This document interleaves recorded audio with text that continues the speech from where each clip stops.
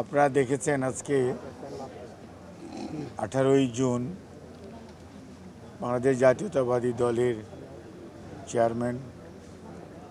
সাবেক 3বারের প্রধানমন্ত্রী দেশনেত্রী বেগম খালেদা জিয়াকে আমরা ওনার কিছু রুটিন চেক আপ করা আর জন্য মেডিকেল বোর্ডের পরামর্শক্রমে আজকে সন্ধ্যায় এভার কেয়ার হসপিটালে নিয়ে যাওয়া হয়েছিল এবং উনি ওখানে বেশ কিছু চিকিৎসকদের পরামর্শক্রমে যে সমস্ত পরীক্ষা নিরীক্ষার কথা চিকিৎসকরা পরামর্শ দিয়েছিলেন সেগুলো করার পর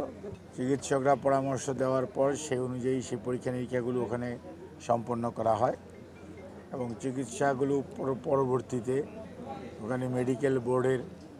সদস্যদের মধ্য থেকে বেশ কয়েকজন উপস্থিত ছিলেন। Professor doctor Shahabuddin Talukdar, professor doctor Zia, professor doctor Jafar Iqbal, brigadier Saiful Islam এবং অনলাইনে doctor Zubaida Rahman, doctor professor FM Siddiqui, professor doctor Nuruddin Ahmed এবং এখানে উপস্থিত ডক্টর মামুন আছে সহ ওখানে চিকিৎসকরা ওনার চিকিৎসার মধ্যে বিদেশি চিকিৎসক প্রফেসর প্যাট্রিক কেনেডি এবং জেনিফার ক্রস ওনাদের পরামর্শক্রমে কিছু পরিবর্তন আনা হয়েছে এবং সে অনুযায়ী চিকিৎসা হাসপাতালেই শুরু করে দেওয়া হয়েছে এবং এটি মেডিকেল বোর্ডের তত্ত্বাবধানে বাসায় ওনার সে চিকিৎসা চলবে এবং আলহামদুলিল্লাহ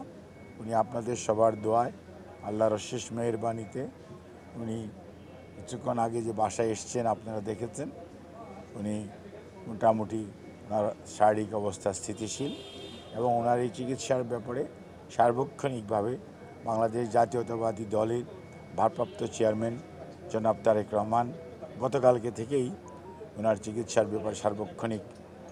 খোঁজ খবর নিচ্ছিলেন এবং এটি সমন্বয় করছিলেন এবং মেডিকেল বোর্ডের সদস্যদের সাথে হসপিটালেও উনি কথা বলেছেন এবং ম্যাডাম খালেদা জিয়া আপনাদের সবার মাধ্যমে দেশবাসীর কাছে ওনার সুস্থতার জন্য দোয়া চেয়েছেন। আপনারা সবাই ওনার সুস্থতার জন্য দোয়া করবেন।